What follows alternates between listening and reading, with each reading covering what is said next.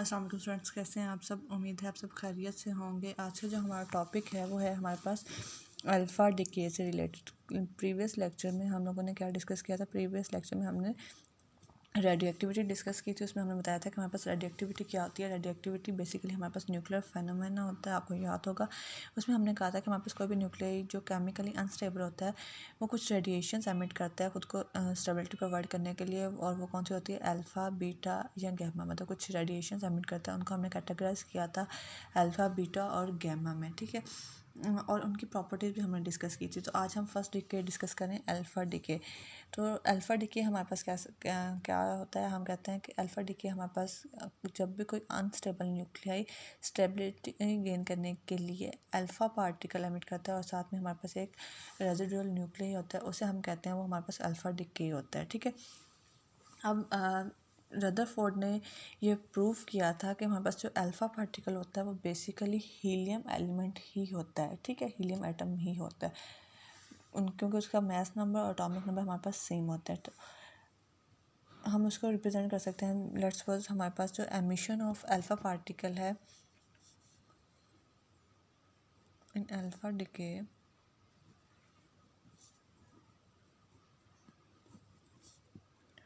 nuclei undergoes change by emitting an alpha particle, और हम कह सकते हैं by emitting 2 protons and 2 neutrons, ठीक है। यहाँ and residual nuclei।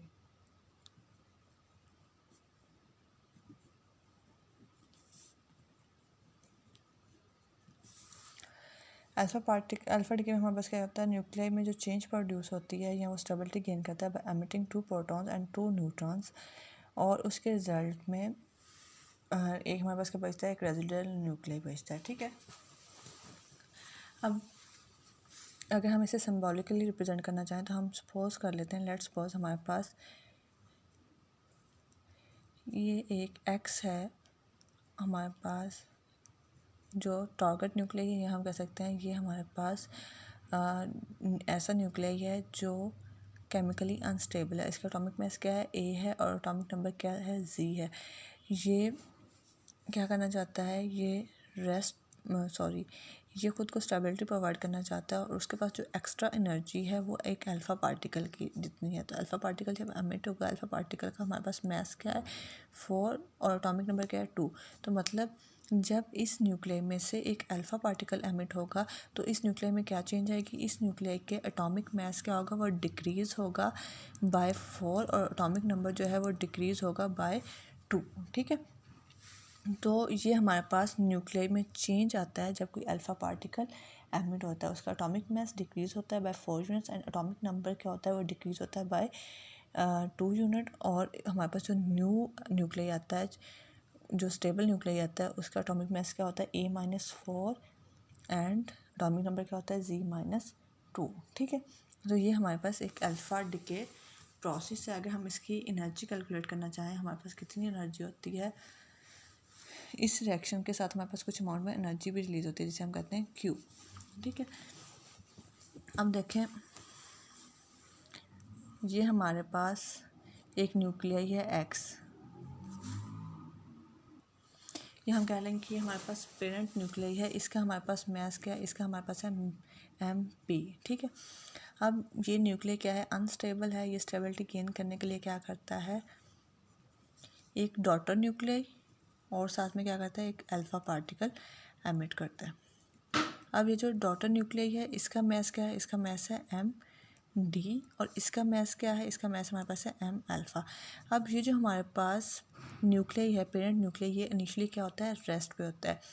अगर न्यूक्लियाई इनिशियली रेस्ट पे होगा तो जाहिर सी बात है इसकी काइनेटिक एनर्जी क्या होगी, वो भी हमारे पास ज़ीरो होगी, क्योंकि जब वो मूव ही नहीं कर रहा तो उसकी काइनेटिक एनर्जी हमारे पास क्या होगी, ज़ीरो, मतलब KP हमारे पास ज़ीरो होगी।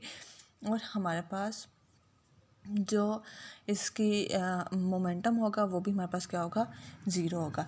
इसका हमारे पास डॉटर न्यूक्लियाई जब ये यहाँ से एमिट होगा, इसमें से जब अल्फ़ा पार्टिकल एमिट होगा तो जाहिर सी बात है ये मूव करेगा, तो ये जिस एनर्जी के साथ मूव करेगा वो क्या होगी, कि अल्फ़ा, और जो बाकी हमारे पास बचेगा रेजिडुअल न्यूक्लियर वो भी मूव करेगा, और वो किस एनर्जी के साथ मूव करेगा, वो के डी के साथ, ठीक है। इसका जो मोमेंटम होगा वो हमारे पास क्या होगा, मोमेंटम को हम पी से रिप्रेजेंट करते हैं, पी डी, और जो इसका अल्फ़ा पार्टिकल का होगा वो हमारे पास क्या होगा, पी अल्फ़ा, ठीक है। तो ये हमारे पास ये आ गया।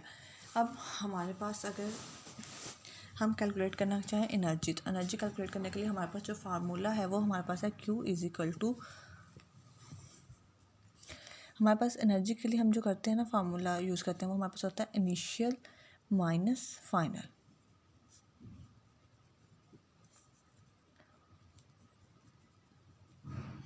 Initial message minus final message, ठीक है। अब ये हमने क्वेश्चन एक राइट की हुई है। अगर हम ये हमारे पास क्या है, ये हमारे पास पेरेंट न्यूक्लियाई है, ये हमारे पास डॉटर न्यूक्लियाई है, और ये हमारे पास क्या है, अल्फा न्यूक्लियाई। तो अगर हम यहाँ से देखें इनिशियल हमारे पास क्या है, पेरेंट न्यूक्लियाई का मैस है, तो पेरेंट न्यूक्लियाई का मैस हमने क्या किया, हमारे पास एम पी है। डॉटर न्यूक्लियाई का मैस हमारे पास क्या एम डी है, और इसका हम तो हमारे पास क्या आ जाएगा, M P minus M D minus M alpha into C square. जब हम मैसेज को एनर्जी के फॉर्म में रिप्रेजेंट करते हैं तो हम उसे क्या कहते हैं, सी स्क्वायर से मल्टीप्लाई करते हैं। तो ये हमारे पास क्या आ जाएगा, M P C square minus initial minus final. तो हमारे पास फाइनल क्या है, mass of daughter nuclei C square plus mass of alpha particle into C square, ठीक है। इसको हम स्मॉलर एम से रिप्रेजेंट करें, ठीक है। तो ये हमारे पास क्या आ जाएगा, M P minus M D minus M alpha, और सी इसमें सारों में क्या आ गया, कॉमन, ठीक है। ये तो हमारे पास आ गया एनर्जी क्यू की value in form of message. ये हम डिसइंटीग्रेशन एनर्जी कैलकुलेट कर रहे हैं, ठीक है। अगर हम क्यू को डिफाइन करें in term of kinetic energy, तो ये हमारे पास क्या होती है, final kinetic energy minus initial. तो हमारे पास क्या आ गया, फाइनल की काइनेटिक एनर्जी क्या आ गई, के अल्फ़ा, या हम कह लें के डी प्लस के अल्फ़ा, और हमारे पास क्या इनिशियल काइनेटिक एनर्जी क्या है, वो हमारे पास क्योंकि रेस्ट पे है तो वो हमारे पास होगी ज़ीरो। काइनेटिक एनर्जी आपको पता है, जी हमारे पास किसके कुल होती है, काइनेटिक एनर्जी हमारे पास होती है हाफ एम वी स्क्वायर के, ठीक है। तो ये भी क्यों, ये इन्हें हम क्रिएट भी कर सकते हैं। पहले हम, तो हमारे पास काइनेटिक एनर्जी आती है हाफ एम वी स्क्वायर, तो ये हमारे पास आ जाएगी half mess of daughter nuclei और जिस वेलोसिटी के साथ वो मूव कर रहे हैं, ठीक है, half M V square plus half M smaller M आएगा अल्फ़ा वी अल्फ़ा स्क्वायर, ठीक है।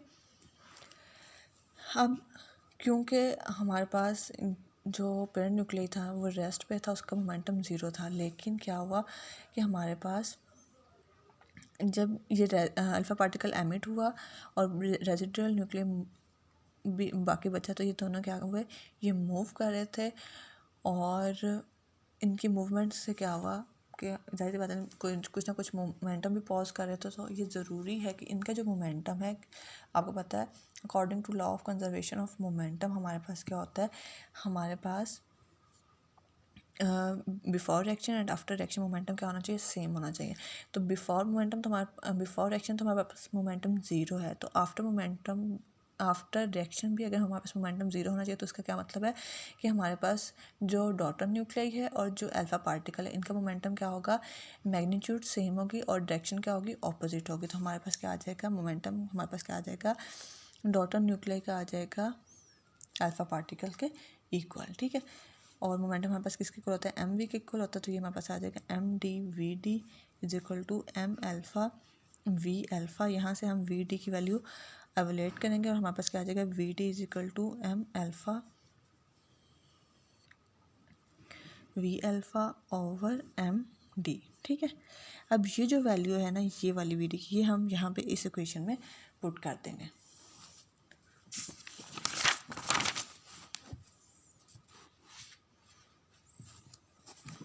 ये हमारे पास आ जाएगा Q is equal to half M D और वी डी की वैल्यू हमारे पास क्या आई, वी डी की वैल्यू हमारे पास आई M alpha V alpha over M D, M alpha V alpha over V D, और हमने ये पुट किस में की है, सॉरी एम डी, और पुट किस में की है, वी डी स्क्वायर में, तो ये हमारे पास हम इसका क्या करेंगे, स्क्वायर ले लेंगे, plus half M alpha V alpha का स्क्वायर, ये एम स्मॉलर आएगा, ठीक है। ये हमारे पास आ गया इसके इक्वल। अब हम क्या करते हैं, ये हम इसका हम जब स्क्वायर ओपन करेंगे तो ये हमारे पास क्या आ जाएगा, half M D into M alpha V alpha over square M D square plus half M alpha V alpha square, ये एक एम डी से कैंसिल हो जाएगा, बाकी हमारे पास क्या बचेगा, half M alpha square V alpha square over M D plus half M alpha V alpha square, ठीक है। इसमें से हमारे पास क्या आ सकता है, इसमें से हमारे पास आ सकता है हाफ एम अल्फ़ा, ये एम स्मॉलर, ठीक है। अल्फ़ा के साथ हम जहाँ पे भी यूज़ करेंगे हम स्मॉलर यूज़ करेंगे। अगर आप कैपिटल भी यूज़ करते हैं तब भी कोई इशू नहीं, क्योंकि सब्सक्रिप्ट में से हमने मेंशन किया हुआ है, आपकी बुक में स्मॉलर यूज़ हुआ हुआ है तो इसलिए मैं स्मॉलर ही यूज़ करूँगी, लेकिन कैपिटल का भी कोई इशू नहीं है, ठीक है। हाफ एम अल्फ़ा और वी अल्फ़ा स्क्वायर हमारे पास क्या आ गया, कॉमन आ गया, बाकी हमारे पास क्या बचा, M alpha over M D plus 1, ये हमारे पास बच गया, ठीक है। अब ये चीज़ है ना, half M alpha V alpha square, ये हमारे पास किसके इक्वल है, ये हमारे पास इक्वल है के alpha kinetic energy of alpha particle की, ये यहाँ पे हमारे पास क्यू आएगा, और ये हमारे पास क्या आ गया, M alpha over M D plus 1, ठीक है। अब ये हमारे पास M alpha over M D किसके इक्वल है, एम अल्फ़ा किसका है, मैस ऑफ अल्फ़ा पार्टिकल, और हमने अभी डिस्कस किया कि हमारे पास जो अल्फ़ा पार्टिकल होता है ना उसका क्या होता है, हीलियम, 4 एटॉमिक मास क्या होता है, 4 होता है, ठीक है।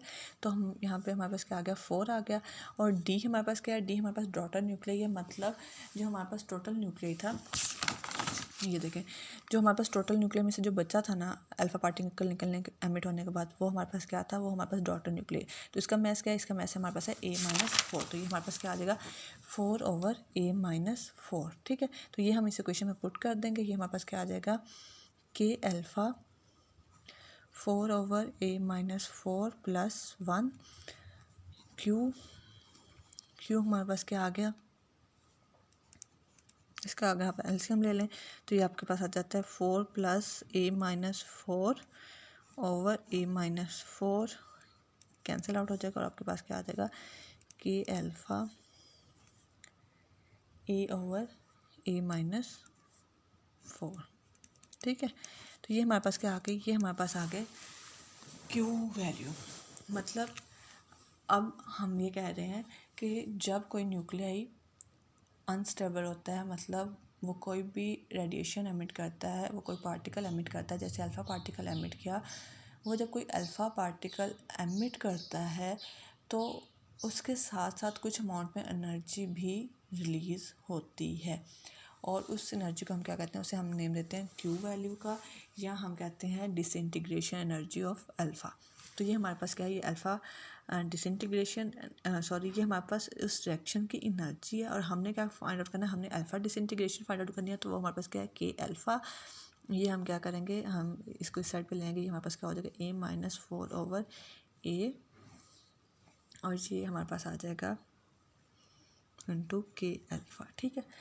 ये हमारे पास क्या आ गया, ये सॉरी क्यू, तो ये हमारे पास क्या आ गया, ये हमारे पास अल्फ़ा पार्टिकल की एनर्जी आ गई, मतलब जब कोई न्यूक्लियाई अनस्टेबल होता है और वो अल्फ़ा पार्टिकल एमिट करता है, तो अल्फ़ा पार्टिकल ऑफ कोर्स उस पार्टिकल में से निकलने के बाद कुछ एनर्जी के साथ मूव करती है, और वो कितनी एनर्जी होती है, वो एनर्जी हम इस फार्मूले से कैलकुलेट कर सकते हैं, और एक एस्टिमेट के अकॉर्डिंग अगर हमारे पास 100% एनर्जी एलिमिनेट होती है तो उसका 98% जो है वो अल्फ़ा पार्टिकल को मूव करने में, मतलब as a kinetic energy of alpha particle use होता है, use as kinetic energy of alpha particle, और जो रिमेनिंग होता है ना 2% वो हमारे पास यूज़ होता है डॉटर न्यूक्लियाई को मूव करवाने में, ठीक है। तो ये हमारे पास ये अल्फ़ा डिसइंटीग्रेशन था। अब आपकी बुक में ना कुछ मिस्टेक्स हैं, मिस्टेक्स एज सच कि हमारे पास ये जो क्वेश्चन है ना, इसको राइट अप में थोड़ा लाइंस कुछ वर्ड्स आगे पीछे हो गए, तो आप वो देख लेंगे, जो भी इशू है वो आप यहाँ से सॉल्व कर लें, इजी हो जाएगा, वहाँ से सॉल्व कर लें, तब भी कोई मसला नहीं। मैंने यहाँ पे ज़रा डिटेल में उसे कर दिया, बुक में डायरेक्ट हुआ हुआ है और कुछ चीज़ें आगे पीछे हो गई हैं प्रिंटिंग में, तो आप ये उसे चेक कर लेंगे। ये हमारे पास आ गया।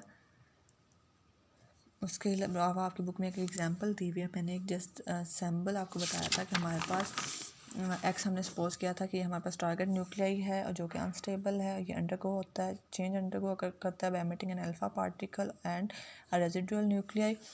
अब यहाँ आपकी बुक में एग्जांपल दी हुई है यूरेनियम की, यूरेनियम 23892।